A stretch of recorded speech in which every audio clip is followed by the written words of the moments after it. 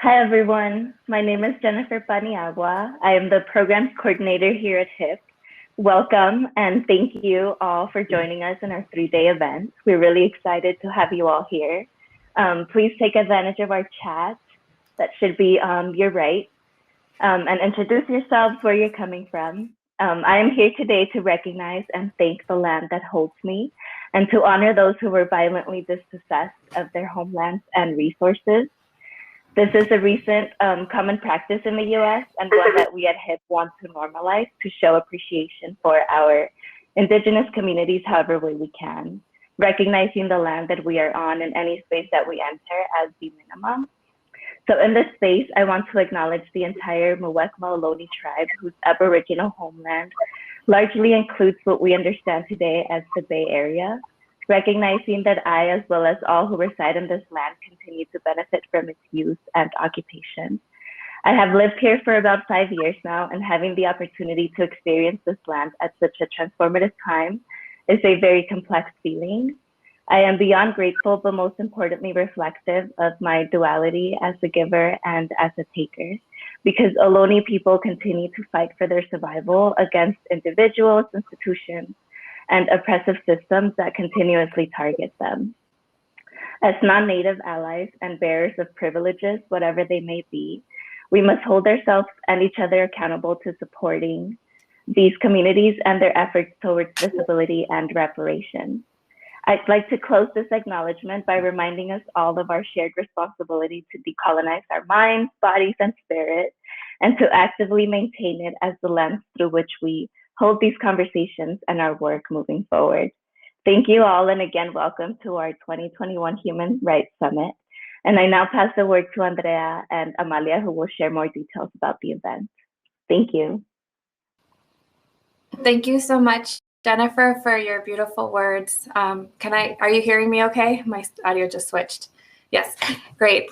Bienvenidos a todos y todas. Welcome, everyone. My name is Amalia Brindis Delgado. I'm Associate VP of Strategy at Hispanics in Philanthropy, and so happy to see so many people connected today. Thank you for logging in. I hope you're having a good experience with Hopin, and if you're having any access issues, let us know. We're so grateful for this space, and I'm so grateful for my team, Andrea's leadership, Hilda, Jennifer, and Mario, and so many of those folks at HIP who've put together the event that we'll have over the next 3 days, and the scenes that will make this space so beautiful and accessible for us all. Also, thank you so much to our interpreters, our tech support, our partners at Civic House, so many folks who worked really hard, and many of you to put these sessions together. I'm going to pass the mic on to Andrea Villaseñor de la Vega, Associate Director of Migration and Forced Displacement Program, for more information on the summit. Andrea. Hello, I'm so excited for today. Like more than 200 attendees joining us today from all over America, Mexico, Central and South America. We have speakers joining from all over the globe as well. We want to thank you, from partners doing the work on the ground to evaluators and founders who are in attendance today.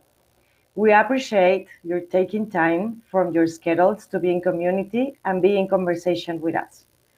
This is the second Human Rights Summit HIP has had the honor of organizing, and it has become one of the premier gathering spaces for our migration and for displacement program.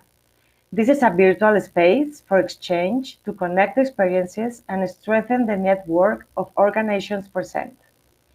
During the next 3 days, we hope you will have a chance to hear how others are witnessing his unprecedented moment in time and hear stories of innovation, adaptation, and bold action.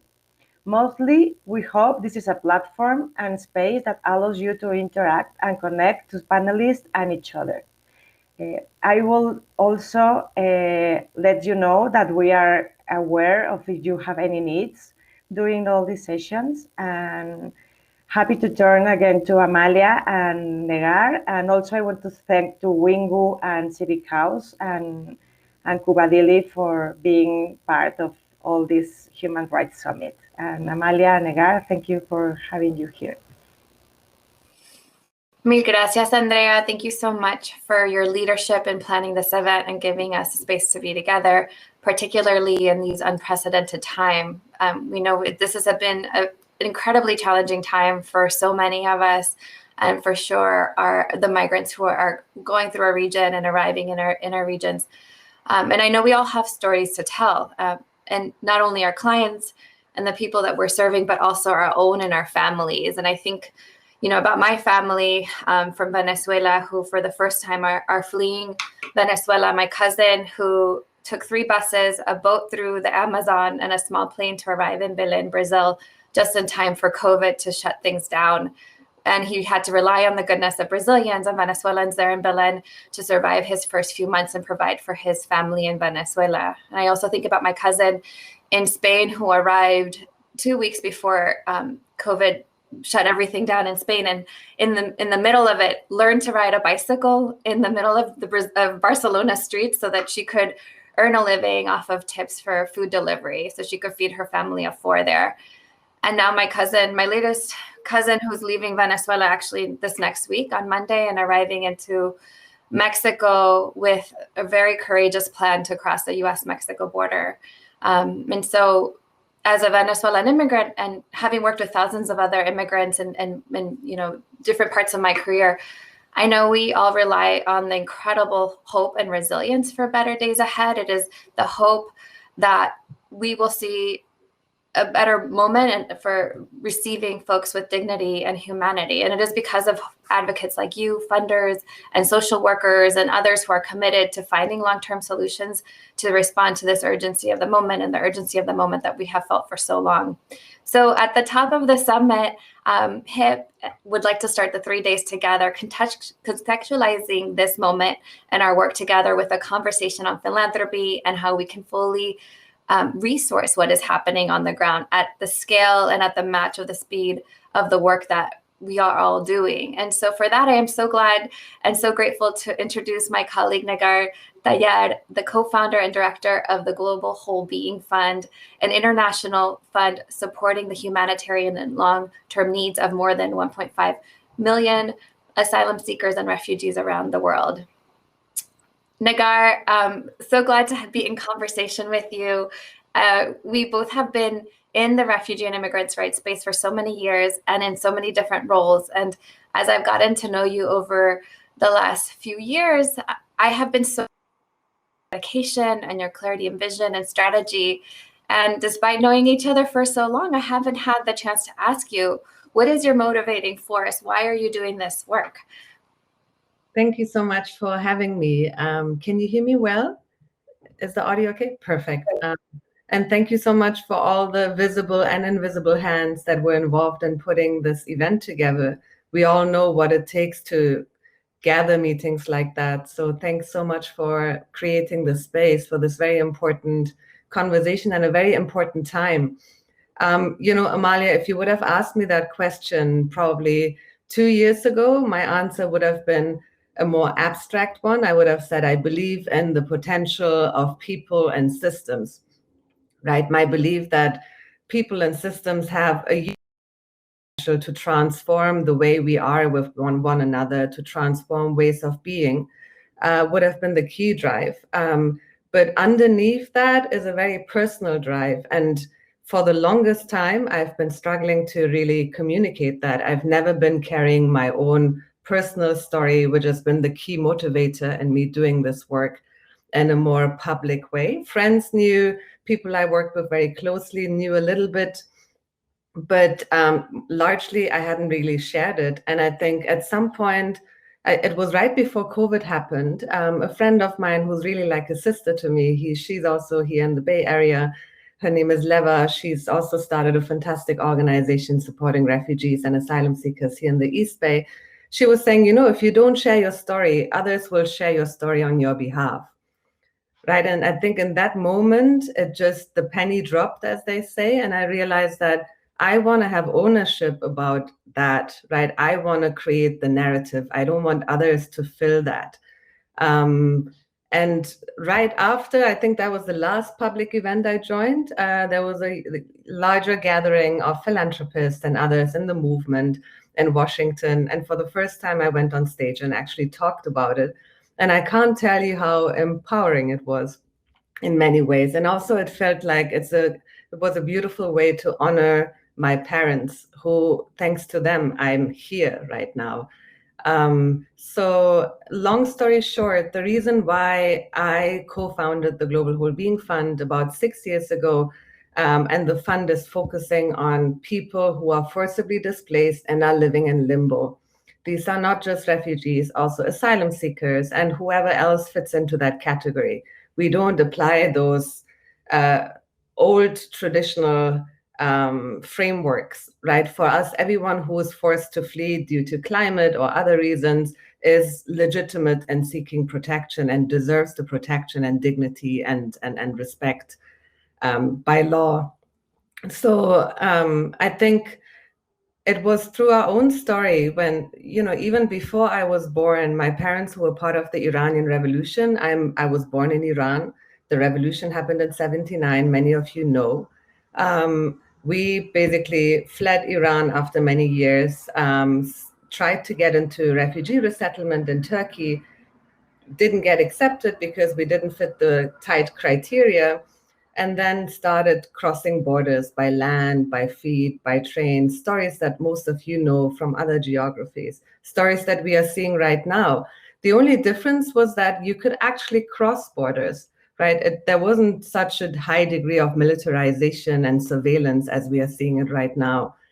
So I think when we arrived in Turkey and we got stuck there, the smuggler had run away with all the savings that we had. We had to pay him in advance. My parents and I were struggling. Many of you know the stories, working undocumented in construction. My mom was weaving silk shirts. And it took us about almost like a year to get savings together so we could afford the journey onwards.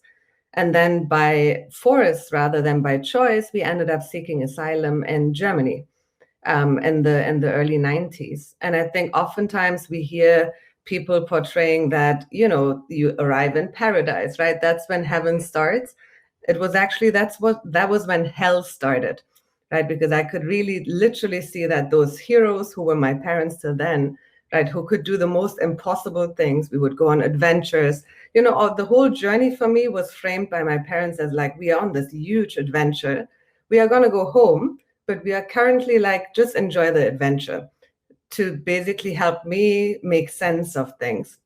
And I think they realize that we are not going to go back home, right? They realize that we are now in a strange place where no one is respecting us, and for most parts, and we are cut out from any kind of like support. So I think that was really the beginning point of the work with the Global Whole Being Fund, and that remains my key drive, to say that we might not be able to change the way larger states and authorities are managing movement and migration, but we can change how individuals are experiencing this current moment, despite being in that legal and political limbo, right? Not knowing where to go, not being able to go back home, being forced to make meets end.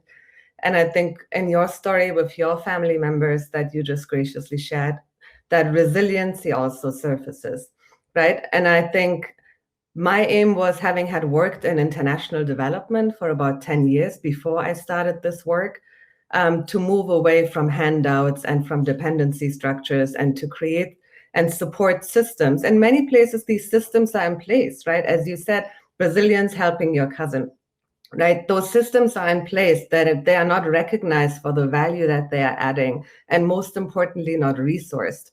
So, and my work, the primary focus is to focus on those gray zones where people are in between, places that were transit places, which have become protracted places, and then to also focus on strengthening those systems on the ground, as opposed to larger external ones. And I don't mean to antagonize them. They are playing an important piece in the larger ecosystem. But I think the local and regional piece is highly undervalued and under-resourced. But, I could go on and on about that. I'm going to just stop here and move to. You just talked about your family members. You talked about yesterday in preparation for today, we were talking about the latest family member that is now embarking on this very dangerous and challenging journey. And I think I can acknowledge that part of you is here, but another part of you is with them. And I think, and even when the situation in Venezuela got really bad, you would always bring it into the room. You would talk about family members that are struggling and have been struggling for a long time now.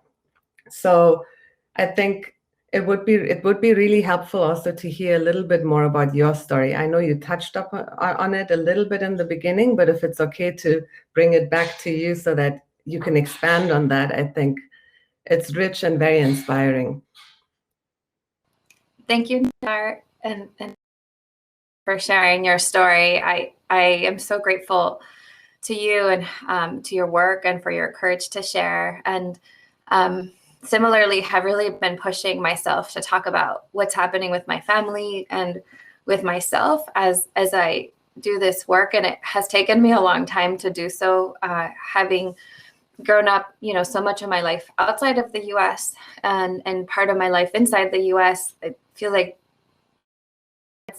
so much of the work we do is to show up and to be strong and breaking a lot of the barriers that exist, particularly in the US, in terms of the racist structures that are hold back, Black and brown folks and other people of color, immigrants. And for me, that had some privilege coming into this country in proximity to white and proximity to the ability to move forward, an able body, the things that I think helped me were also part of it was also hiding part of who I was and part of, coming home and hearing my mom and talking to my family in Venezuela and the struggles that have they've been living through for the last few years, especially most recently.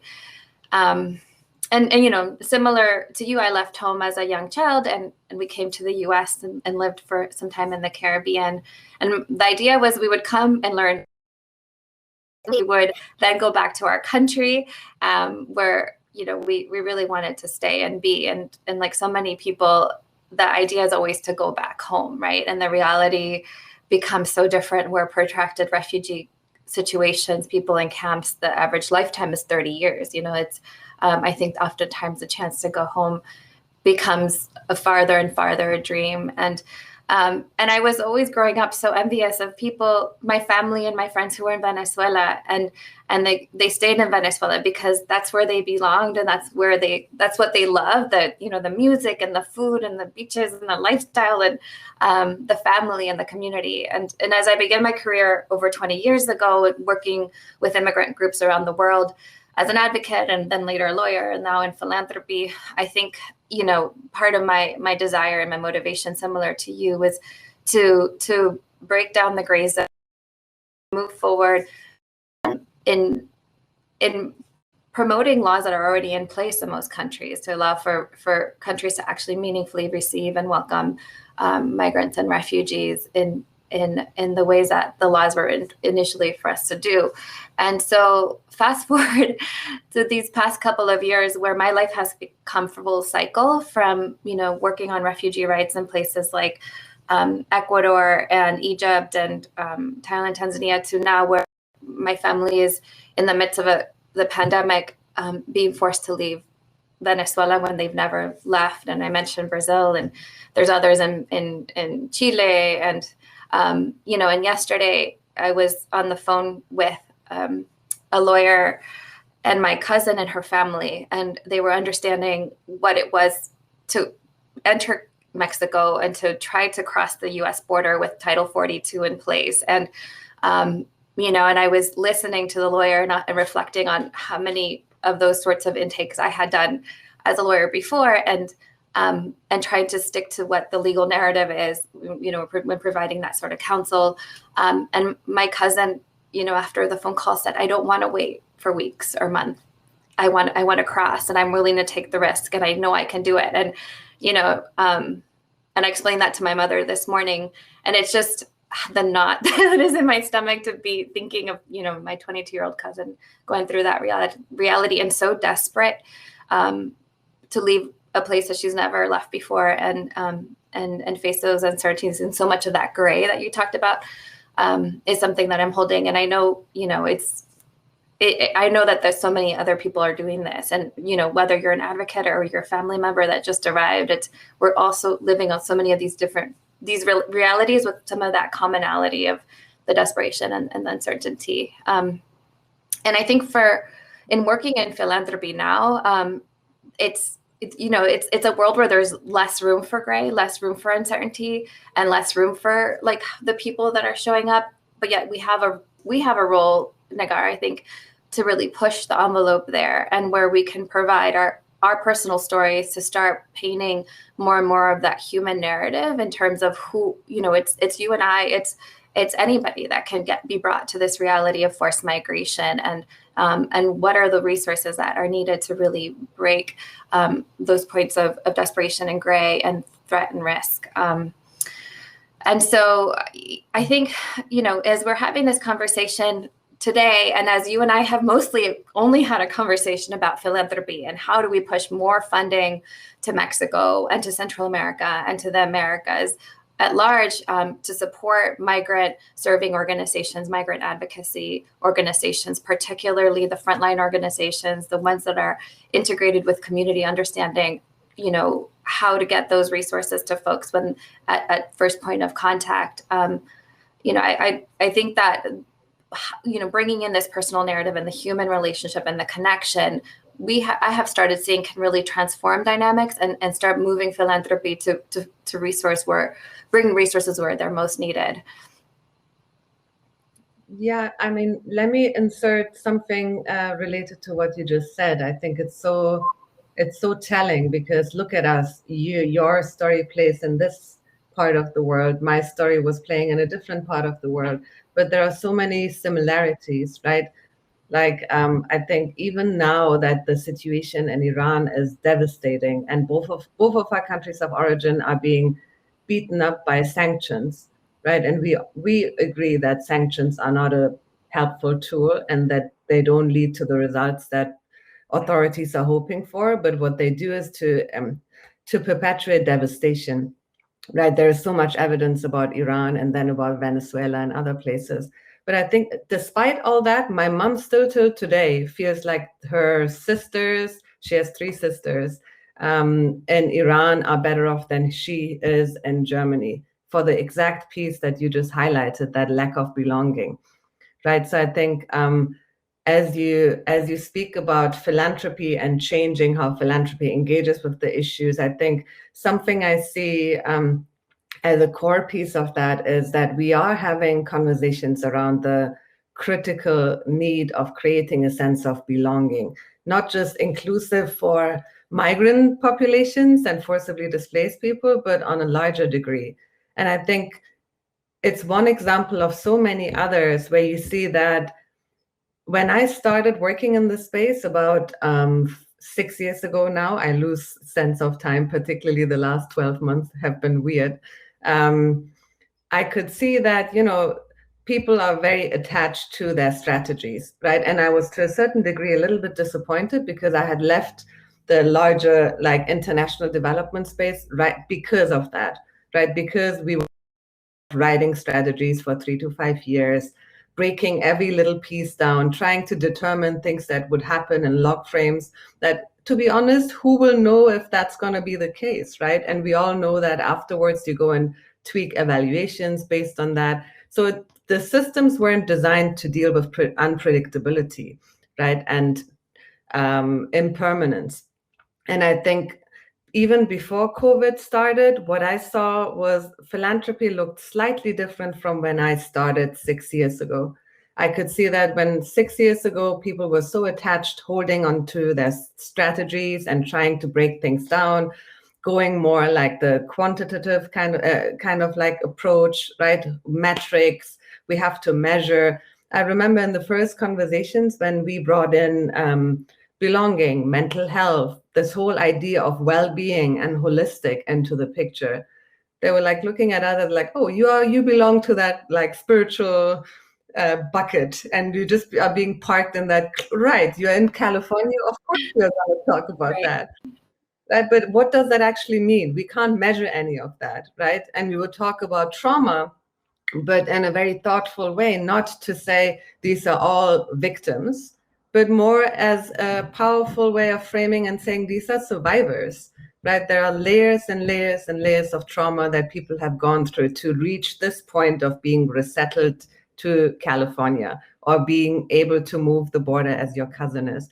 So I think I think I entered philanthropy in a very interesting time when things were moving and shifting, and how it looked back then is pretty different from how it is looking right now. And I think there are so many other examples I could bring into the picture, but nowadays people can talk about co-designing a strategy, right? Strategies are not rigid, kind of like, like back in the day, they are like set in stone and you can't change it. It's just like set forever.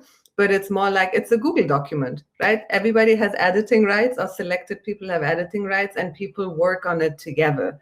So I think there are, and when we say philanthropy, I also need to be very careful. We know the global landscape well. We know that the US philanthropy is a unique space by itself.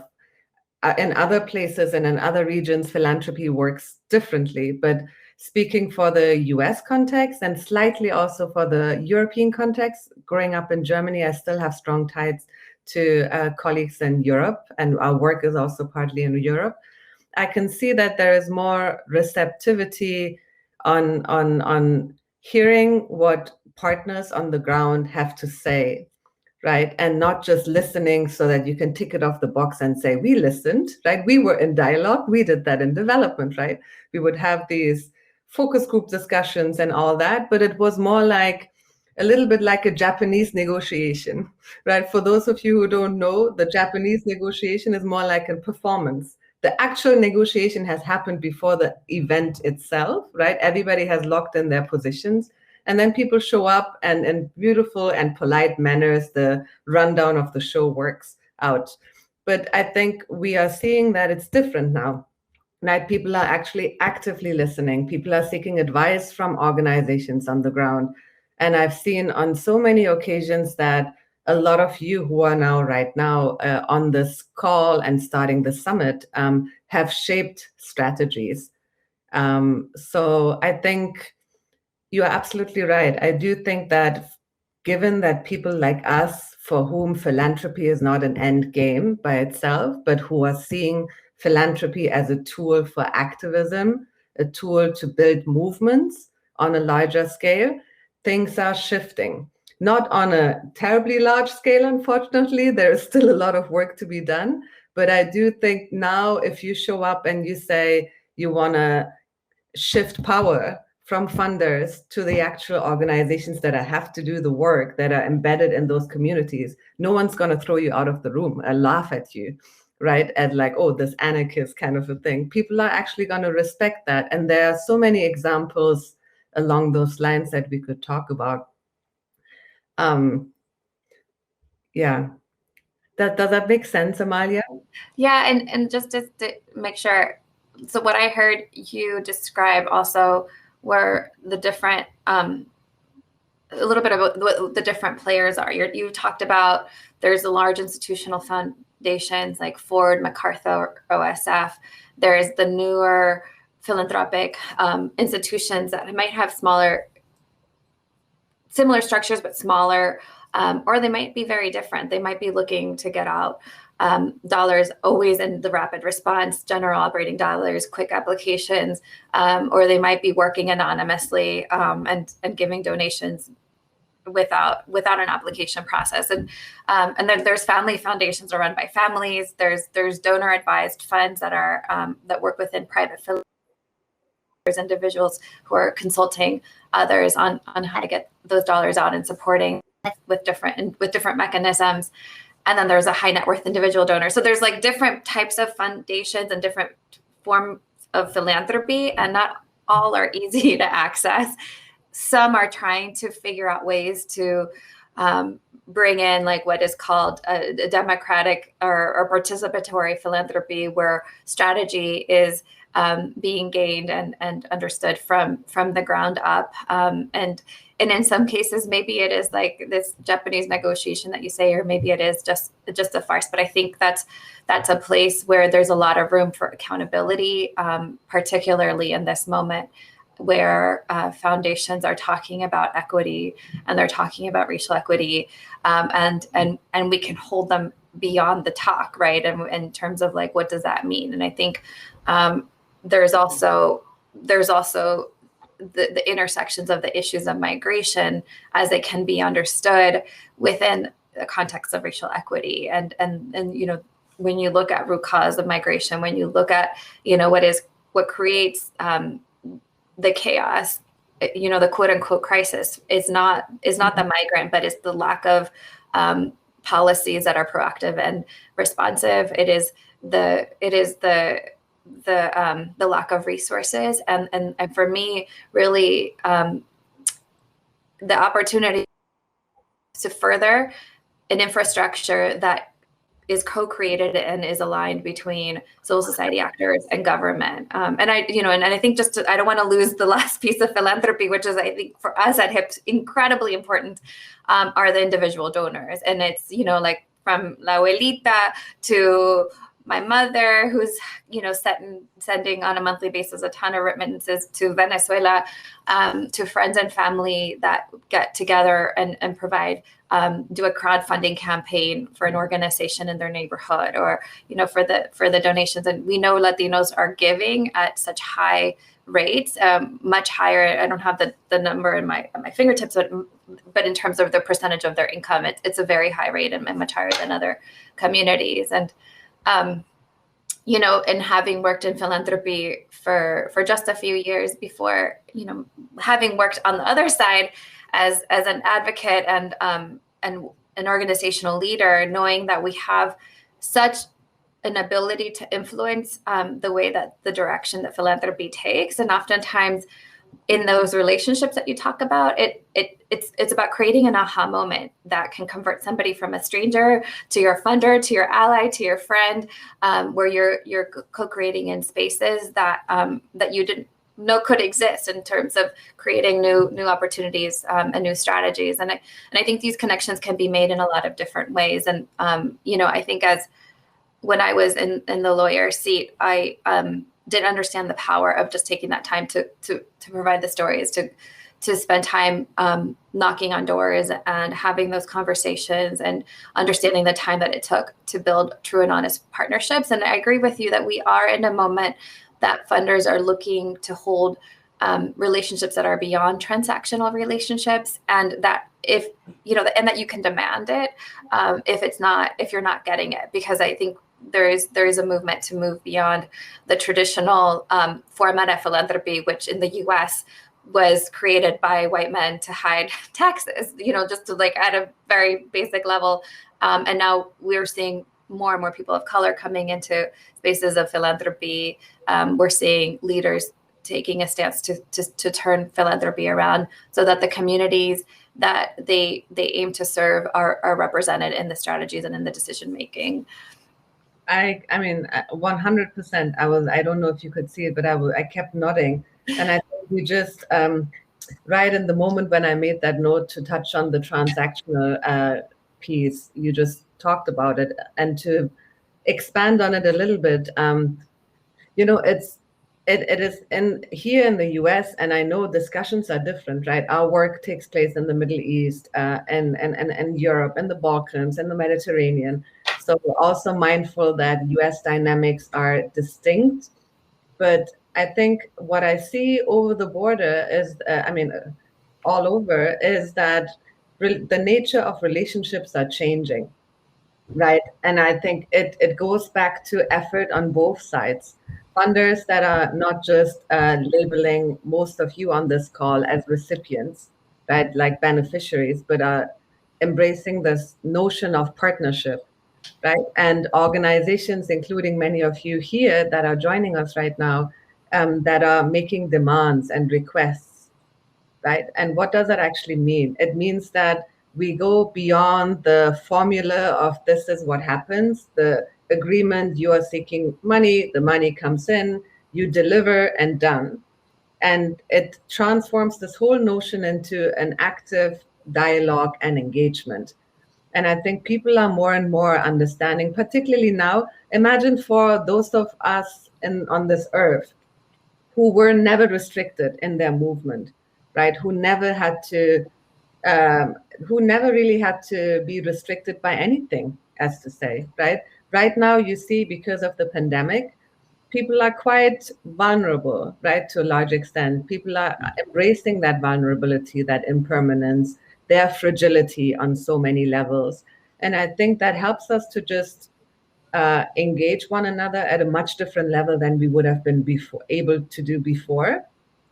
And I do think also that people are understanding that the issues we are facing are far larger than any organization's budget or strategies are able to nearly to address, right? Even larger and monstrous foundations like MacArthur or Ford are actively seeking engagement and collaboration, understanding that, sorry for the noise in the background, understanding that it takes a village to push some of these larger issues that we are working on. And I think the way you portrayed it with the larger actors, right, who have large endowments and huge budgets and departments, to the family foundations that are sometimes semi-formal, sometimes more formal, to like donor advice funds. Our fund is like a donor advice fund, right? We haven't set up an entire administrative kind of like structure for our work, because the funders I started this work with decided that most of the money they want to go to organizations like yours that are joining us today,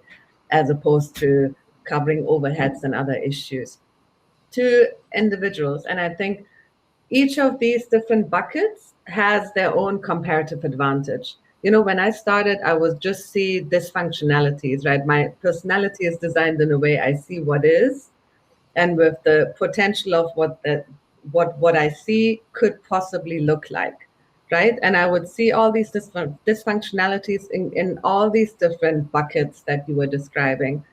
And I think now I see it with a slightly different lens.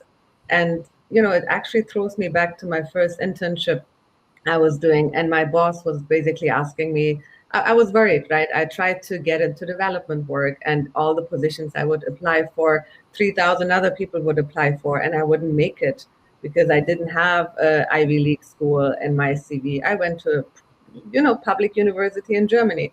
So I think he said something that has really shaped my thinking a lot.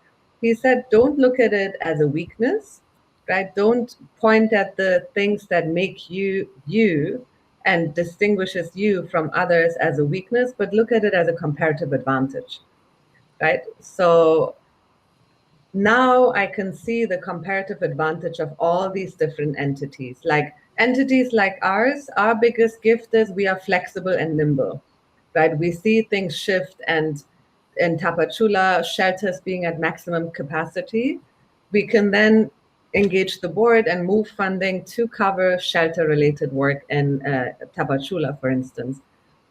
Whereas Ford and MacArthur may not be able to be that responsive, but what they can do is to provide long-term and stable support for a lot of actors, right? Or to say, for the next 5 years, we are going to focus on this particular issue in this particular region. So I think I would encourage all of us to apply that lens that my supervisor back then told me in 2004, which is really look at each element's distinct qualities, and therefore, what are those qualities vis-a-vis comparative advantages, right? What are the comparative advantages there, and how can we complement one another?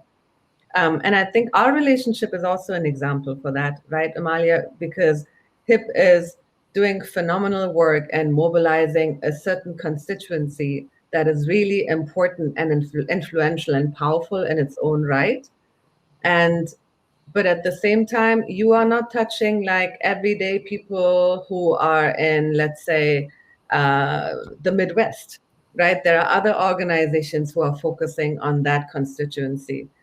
So I think as we are applying this movement lens, we see that there is room for collaboration on so many levels, and our institution doesn't have to do everything. We can actually just rely on our partner organizations that are doing the work in the most comprehensive and an impactful way, and in rather than duplicating it, to rely on one another. And I think a lot of what we see is, I was listening to a podcast on the weekend that was looking into social movements, and it's interesting because there is not much research on social movements in general. Um, and they were saying, we always look at social movements in terms of, has it resulted into policy, right? But we don't count in all the nuances and all the steps and all the harm that movements have prevented. And I think when I was reading your article, which I would love to drop here for those of you who haven't seen it, right? And you describing the two pieces that make you extremely hopeful right now, I just remember that the reason for you to write this, and I would love for you to expand on it, is that the fact that there were movements on the ground fighting for these causes, win or lose, continuing the battle on an ongoing basis. So just bringing it back to you for you to share a little bit more for those of you who haven't read this, to hear more about what gives you hope in this moment right now. Thank you, Nagar. So, and as you're talking, I also was thinking about how do we bring in, part of our work, and as before I get to my wishes, part of our work is also understanding what is happening in philanthropy and being able to provide recommendations from, the example you gave around the specific needs that we're hearing from our partners in Tapachula or in Honduras after the Central American hurricanes, or, and lifting up what, you've been playing that role, HIP has been playing that role. And then also capturing trends. And in this moment that philanthropy has been deploying as a way to inform our partners for improving their fundraising. And I think for me, this approach, building the ecosystem of partners that are necessary and trying to bridge that. And we talked about that, looking like, using the same kind of organizing activism principles that folks use on the ground with funders themselves. And I just wanted to hold that up in terms of what you've been describing as a really important tool that, we have incredible leaders in this room and in the next 3 days and that we are partnering with that have these skill sets that also work in philanthropy. And for me, I think part of what I'm hoping for, and I think a lot of I'm also hearing from folks, is that we need to continue to move away from DACA, TPS, and other sorts of temporary fixes to more permanent opportunities for citizenship. And, we want that here. We want that where they're offering some temporary relief for Venezuelans. We want that in Mexico, where we've just seen a change in child detention and, and some movement forward. Thank you to the leadership of so many incredible folks in Mexico. And so how do we continue to move that? And I know there's a lot of hope with the transition in the administration, and I have that hope too. And I think that the second piece is reestablishing relationship with Venezuela to help stabilize the Venezuelan economy, the political and humanitarian crisis that's happening in Venezuela. So folks can return and folks can have a choice to stay in the country. At this point, we have documented over 5 million people who've left Venezuela, about 20% of the population. But when I spoke to my cousin's family, she says, oh no, at least in my neighborhood, it's 40 to 50%. And it's right after, outside of Caracas, it's a much larger number.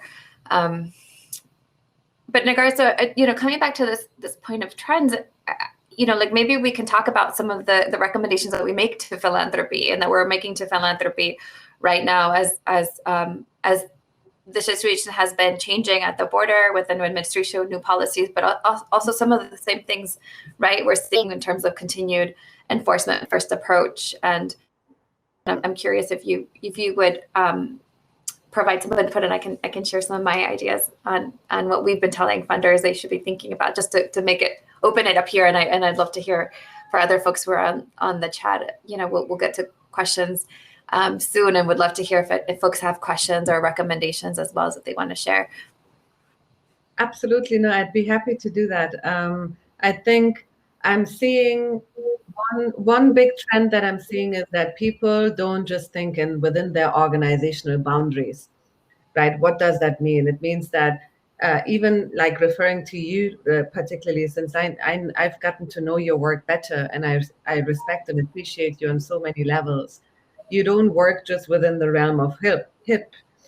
You also work across HIP's boundaries with other entities, right? And I think what I'm seeing is one huge trend, and amongst those of us who are more thinking in terms of like movement building, right, rather than just dropping grants and the conventional philanthropy kind of like an approach, but who are using this tool as a tool for activism, I see a huge appetite to work with individuals across geographies and organizations to co-create strategies, right? And I know I'm cautious in using it because we have used it so many times and it sounds like it's a nice word, but what does anybody actually do that? We see that happening right now in the context of responses to northern Mexico, in the context of the US-Mexican border, in the context of strengthening refugee leadership across the globe, particularly in Lebanon, where together with 4 other foundations, some of them are larger, some of them are smaller,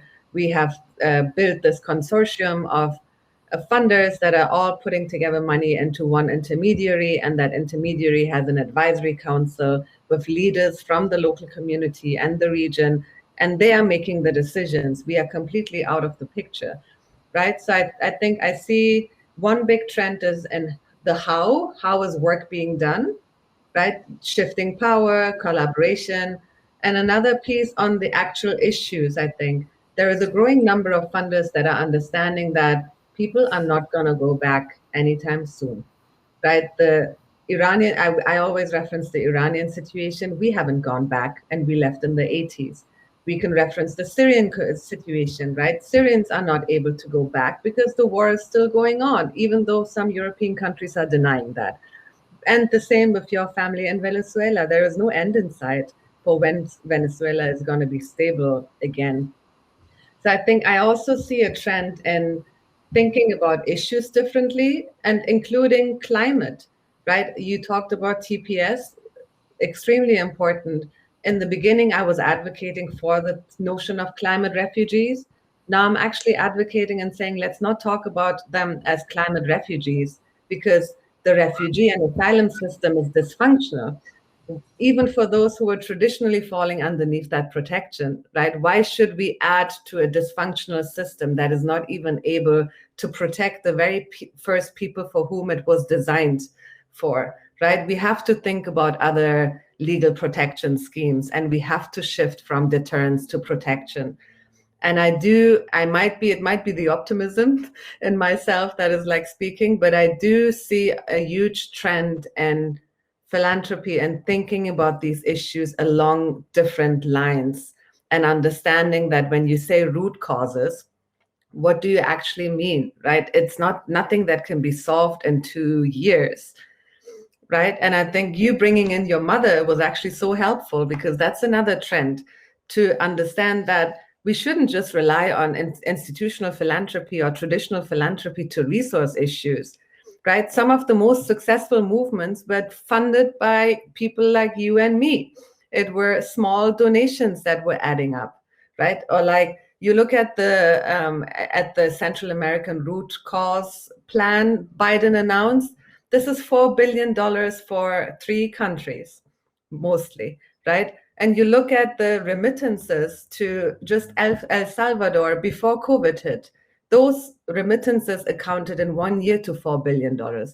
So I think it just puts things into perspective. And I think another trend that we are seeing is that philanthropists and those working in philanthropy understand that they have to tap into other resources as well, that their resources are not going to be the end game, and utilizing that is not going to be the end game. Does that make sense, Amalia?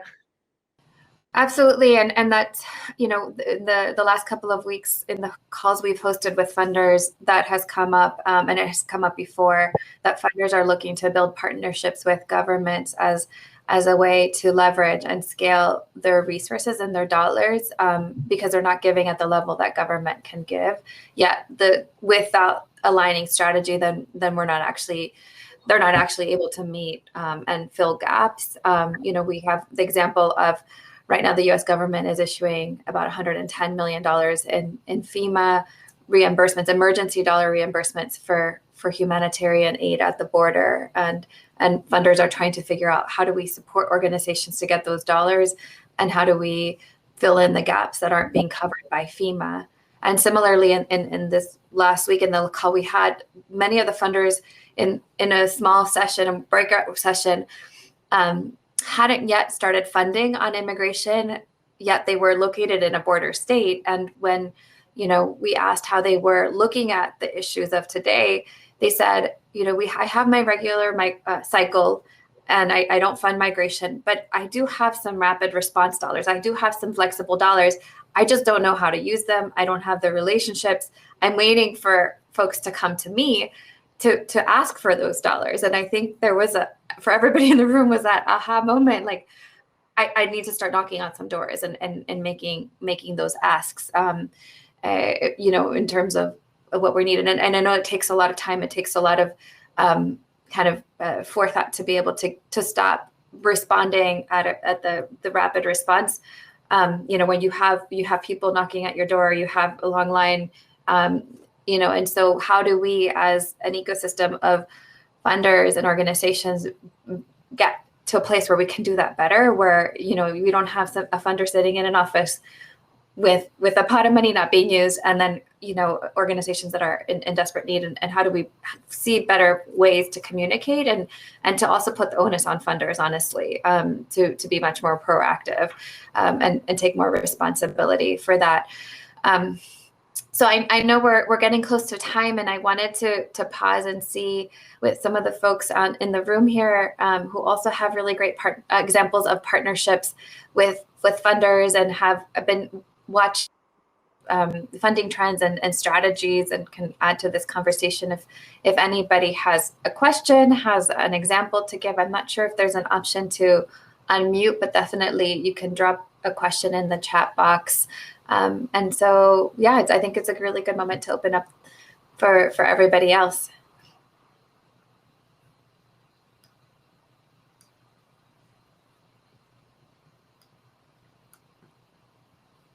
Maybe till people are coming in, there was a comment by Megan Thomas around integration. And, you mentioned last week's funder briefing, and you were actually moderating the session on integration. Can you share a little bit more with those of us who weren't part of that? I think a lot of really important things surfaced.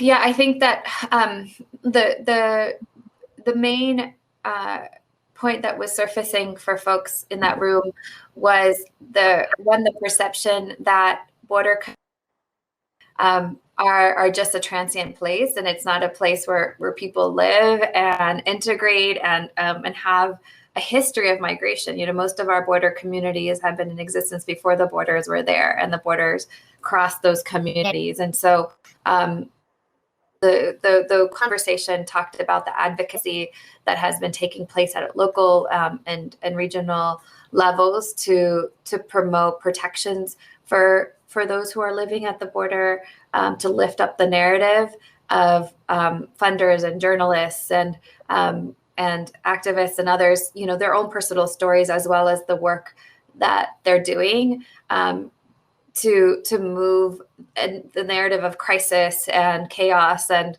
what we hear in the news to something more about welcoming and the actual infrastructure that is in place.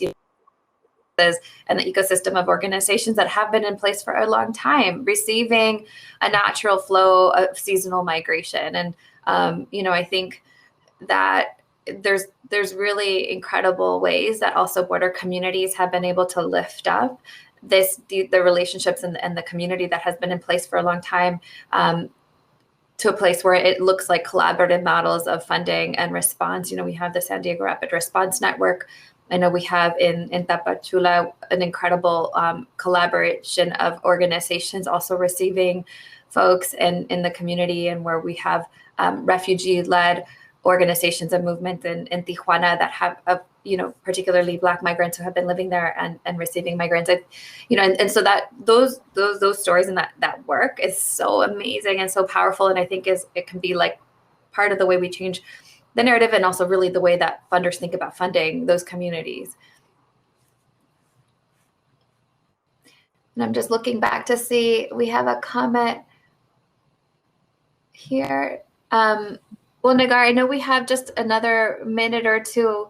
Can in terms of closing, I was wondering if you would share any last minute glimpses into the future in terms of the work that you're hoping to do for yourself, and kind of your own wishes for the future.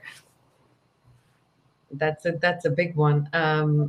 I think I'd like to see more engagement and collaboration as we have already, thanks to COVID. Right, that was one of the blessings of COVID, for people to actually work more closely with one another. And I think I would really, building on the point that you just made around protection, and particularly in the context of TPS and other mechanisms, I would like to see us thinking more broadly about other pathways to the existing ones that are in place, because we just see that the situation is so dire, and across the European borders, across the US border, across multiple borders in Central America. And I do think that it forces us to think about managing flow of people and creating path of protection in different ways outside of the existing frameworks. I have no idea what that would look like, but I know that there are efforts that are being made right now around, for instance, essential workers, right? Mm-hmm. The whole COVID situation also led to think about essential workers outside of asylum, right? Or farm workers, same thing. So I think there are many ways for us to frame protection issues and to maybe think about other systems to facilitate that. And again, I echo what you wrote beautifully in your blog post recently. And I think there is a lot that is going to surface over the next couple of months. Thank you, Nagar, so much for giving us a glimpse of what working in this moment looks like, of your personal story, of your recommendations for philanthropy. I appreciate your candor and your call to action. And this is why we're working, why we're doing this work, and your look ahead is exciting. I'm grateful for everybody who has joined us this morning. We have so many great sessions coming up today in the next 3 days. I encourage you to look back at the agenda, click on sesiones or on sessions, and choose your preferred language. We have a couple other sessions starting at the top of the hour. And so thank you again, and I look forward to seeing you all in the next panel. Thank you, Nagar, so much for being with us today. Thank you.